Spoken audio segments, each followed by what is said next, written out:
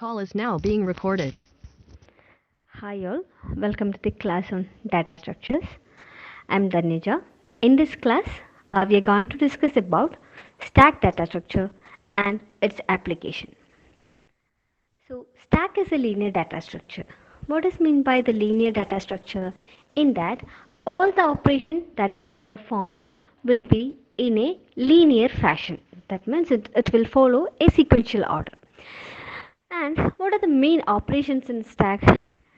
The main operations defined in stack are insertion operation and deletion operation. And we will call this insertion and deletion as push operation and pop operation. Pushing means I want to insert an element into the stack. Pop out means deleting an element from the stack. And all these operations will follow some particular order. Here in stack, it is following a policy. We will call that policy as LIFO, last in first out policy in insertion and deletion operation. So here, let me tell you an example for a real-time stack, like a CD stack. So here, in a CD rack, how we will arrange CDs? The first CD that I'm taking, I'll arrange at the bottommost position, and the second one will be arranged at the top of the first one, and third one will be arranged at the top of the second one, right? And if I want to remove CDs, how I will remove the CD that I have inserted at the last will be deleted first or removed first, right? So here insertion and deletion operation, that is both push and pop operation, will happen only through one end. We will call that entity as top. That means all the operations will happen only through the top end. That is why it is for the last in first policy. The last element that I am inserting will be the first element that I am going to delete.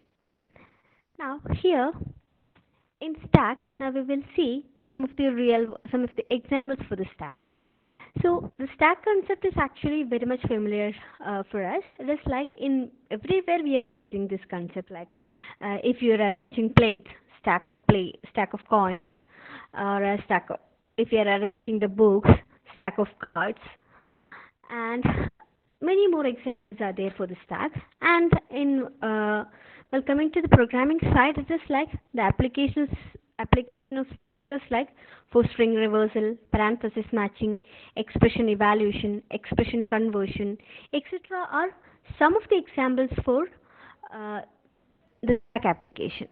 Now, here in this video lecture, we will discuss about how we can do expression conversion by making use of this data structure.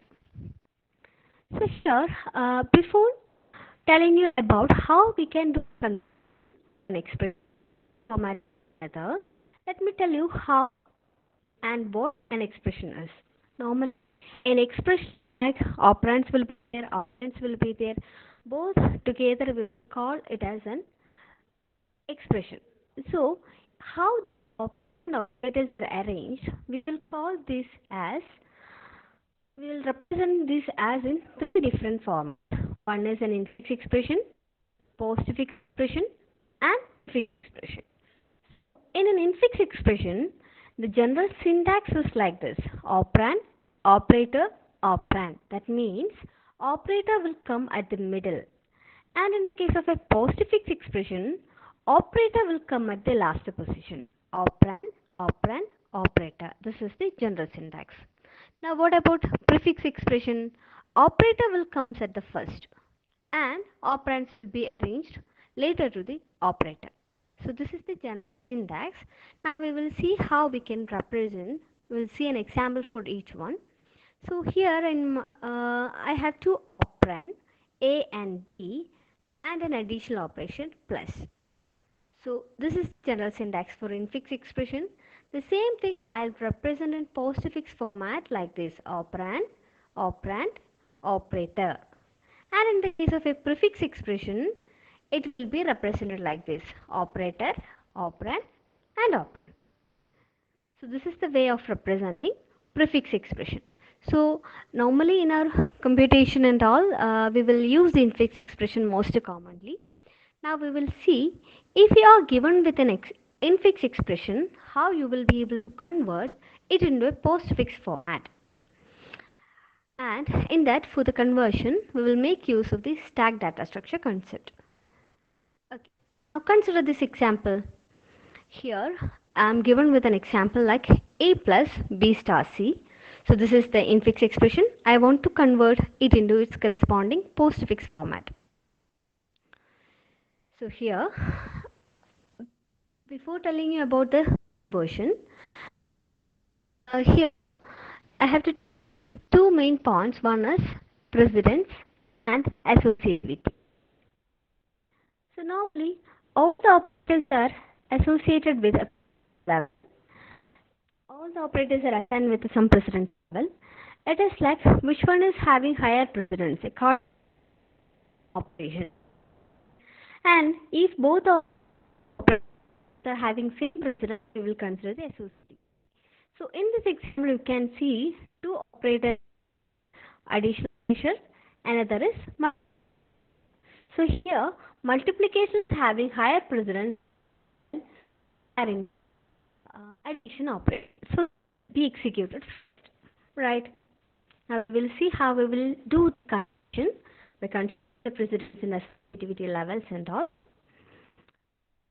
Just consider this. You are given with expression like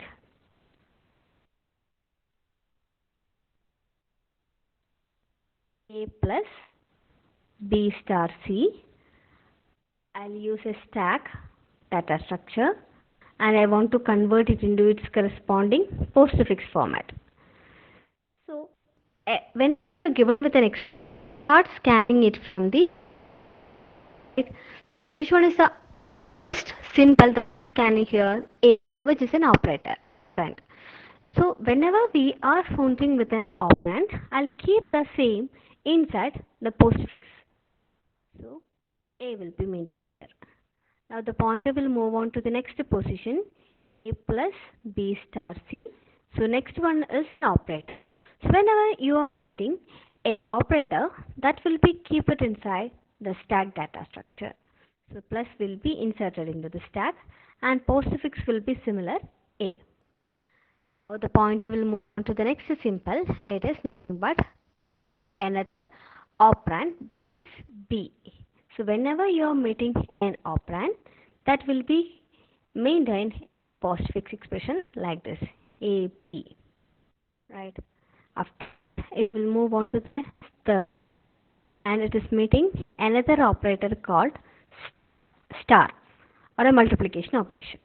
So inside the stack there is already one element called plus. This is the top of the element. New element star is going to be pushed into the stack. So while pushing, you have to consider 2 points. One is if you are inserting an element which is having higher precedence than the element which is already existing in the stack, we will directly insert that element in the stack. But if we are trying to insert an operator which is having lower precedence, the first to out the operator which is already present in that. So here you can see addition operations are already there and multiplication operation into the stack.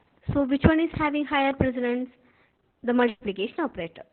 So I'll insert that multiplication operator into the stack and the postfix expression will be AB only.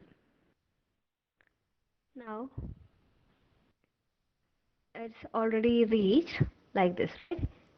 See, this is the symbol and the stack is looking like this, plus star, and the postfix expression is AB. Now I'm visiting another operand called C, so that will be maintained in the postfix format. Now after reaching the right hand side, right end, I have to see whatever operators are existing in the stack. So stack contain two elements. First one is plus, the top of the element is star. So that will be popped out first. So it will be like this, A, B, C, star. Right. After that, I'll pop out the next element, next top element of the stack, that is plus. So A, B, C star plus.